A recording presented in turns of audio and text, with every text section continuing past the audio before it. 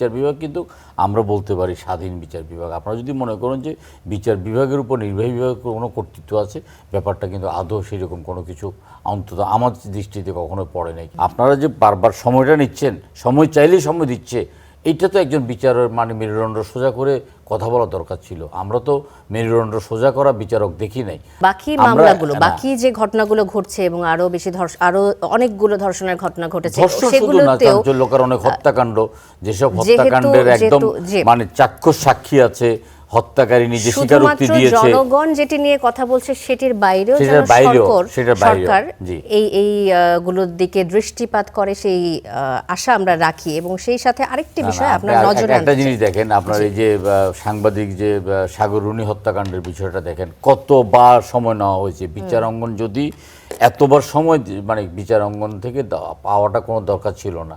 তনু হত্যা মামলাটাকে একদম ইতিহাসের বিস্তৃত চলে গিয়েছে।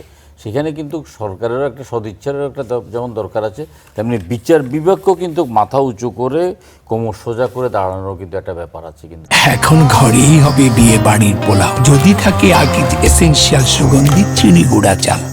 বিচার বিভাগ কিন্তু আমরা বলতে পারি স্বাধীন বিচার বিভাগ। আপনারা যদি মনে করেন যে বিচার বিভাগের উপর নির্বাহী বিভাগের কোনো কর্তৃত্ব আছে, ব্যাপারটা কিন্তু আদৌ সেরকম কোনো কিছু অন্তত আমার দৃষ্টিতে কখনো পড়ে নাই। কিন্তু এই যে আমাদের আইনজীবী ভাই তারেক ভাই যেটা বললো, যে এই যে নিম্ন আদালত থেকে উচ্চ আদালতে যাওয়ার পরে এটা কিন্তু একটা স্বাভাবিক প্রক্রিয়ার মধ্যে পড়ে যাবে।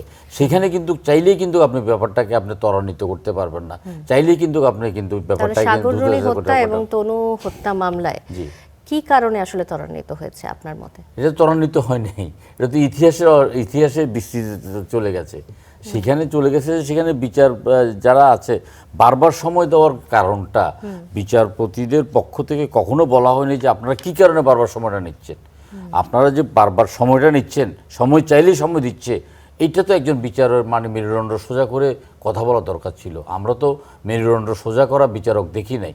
আমরা নিম্ন আদালতে বেগম খালেদা জিয়াকে 10 বছরে কারাদণ্ড দেওয়ার পরে উচ্চ আদালতে কিন্তু সেটাকে আবার কিন্তু 5 বছর দেওয়ার পরে উচ্চ আদালতে কিন্তু এটাকে আবার 10 বছর দিয়েছে, কারণ তারা শপথবদ্ধ রাজনীতিবিদ ছিলেন সেই বিচারকরা।